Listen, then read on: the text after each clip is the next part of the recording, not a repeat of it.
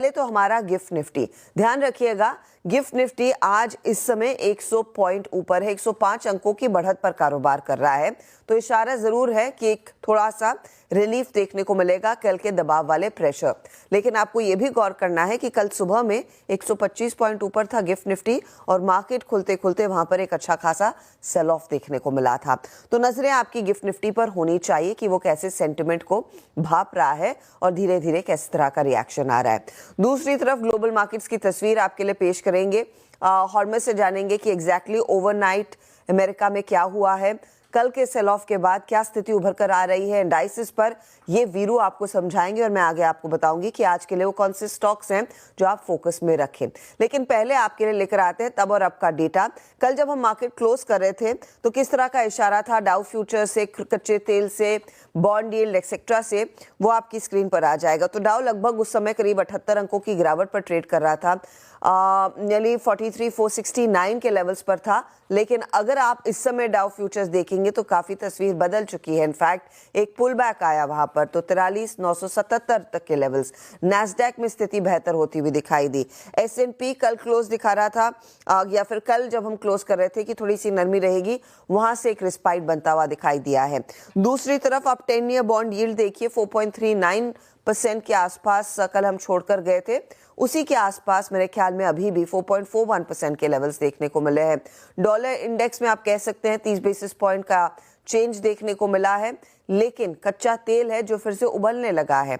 73.66 पर कल हम इसको छोड़कर गए थे, एटलीस्ट हमारी क्लोजिंग पर, इक्विटी मार्केट्स की क्लोजिंग पर इस समय $74 के ऊपर ट्रेड करता हुआ दिखाई दिया है और सोने में भी वैसी ही चमक बनती हुई दिखाई दे जरूर रही है। तो ये है वो तब और अब का डेटा। अब ऐसे में ओवरनाइट क्या हुआ, अमेरिकी मार्केट्स की स्थिति, एशियाई बाजारों की स्थिति इस समय क्या बन रही है, वो आपकी स्क्रीन पर लेकर आएंगे। एक pull back trade of course America में देखने को मिला था, लेकिन इस समय अगर आप एशिया देखिएगा लगभग 300 पॉइंट की बहुत तगड़ी रैली निकाई में बनती दिखाई दे रही है। हालांकि हांगकांग का मार्केट ऑपोजिट डायरेक्शन में है, 100 पॉइंट नीचे है। तो ग्लोबल मार्केट से हमें क्या क्यों लेना है, उसमें क्या कुछ है जिस पर हमारी नजरें होनी चाहिए। हॉर्मस गुड मॉर्निंग, 1% के गेन्स डाउ में, थोड़ा सा रिलीफ काफ़ी है और ये पिछले सेशन में भी हुआ था कि निचले स्तरों से काफ़ी अच्छी रिकवरी देखने मिली है। अगर आप तीनों इंडिसेस के इंटरडेज देखें तो शुरुआत कमज़ोरी के साथ हुई। इंटरडे हमने एक लो बनाया था और तीनों के अराउंड 10:30-11 बजे के आसपास उनके समय के मुताबिक फिर एक रिकवरी आनी शुरू हुई और क्लोज आते आते तीनों ने अपने सेशंस हाई के आसपास अपना क्लोज दिया है। डाउ अपने निचले स्तरों से करीब 550 पॉइंट रिकवरी दी है। S&P 500 ने 60 पॉइंट, नैस्डैक ने 250 पॉइंट और नैस्डैक एक वक्त पर 1% नीचे था। उसके बाद ये जो 250 पॉइंट की रिकवरी आई है उसके बाद ये फ्लैट लाइन के थोड़ा सा ऊपर बंद हुआ। अब किस वजह से ये रिकवरी आई है, जो सारे ट्रम्प ट्रेड्स है, ओल्ड इकोनॉमी स्टॉक्स है, बैंकिंग स्टॉक्स है, उनकी वजह से ये रिकवरी आई। गोल्डमैन सैक्स के शेयरों में कल तेजी थी, कैटरपिलर के शेयरों में तेजी थी। कैटरपिलर एक इंडस्ट्रियल स्टॉक है। होम डेपो जो कि एक रिटेल स्टॉक है उसमें तेजी थी। बिटकॉइन में कल तेजी थी, अब $1 लाख के नज़दीक आ चुका है बिटकॉइन।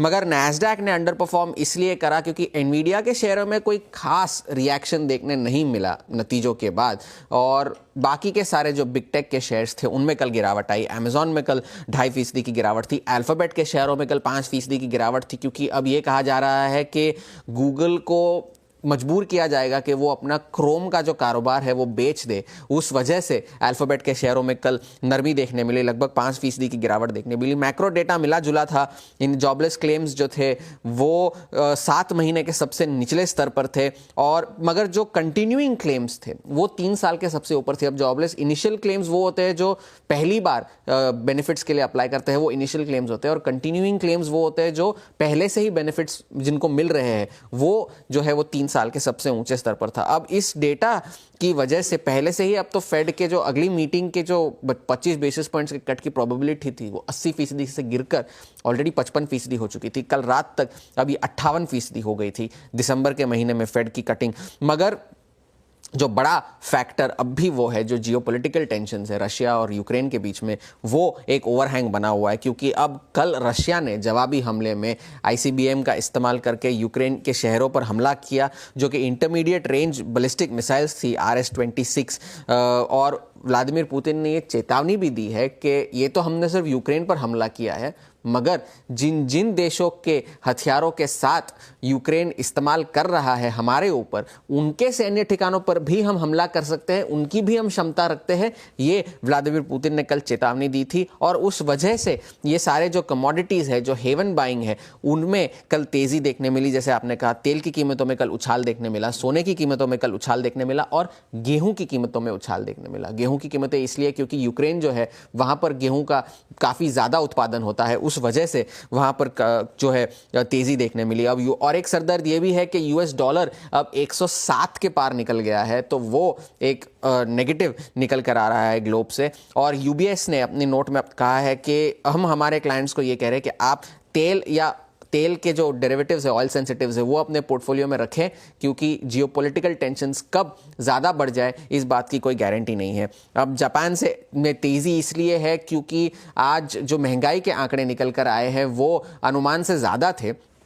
कंसेंसस के हिसाब से 2.4% का डेटा निकल कर आया है, सीपीआई का 2.3% का, वो 2.4 पिछले महीने था, उससे कम है, मगर कंसेंसस से ज़्यादा है। तो अब अटकलें ये बढ़ रही है कि अगले महीने 19 दिसंबर को जब बैंक ऑफ जापान की मीटिंग होगी उसमें ब्याज दरें बढ़ाई जाएंगी। तो इस वजह से आज निकाय में तेज़ी देखने मिल रही है। आज क्रिस्टीन लगार्ड भी बयान देंगी, ईसीबी की अध्यक्षा है। और नेटो की पार्लियामेंट्री असेंबली का एनुअल सेशन आज कनाडा में शुरू हो रहा है, तो वहाँ पर देखने लायक बात होगी कि ये रशिया और यूक्रेन के बीच में जो मसला चल रहा है उस पर कोई बात निकल कर आती है या नहीं।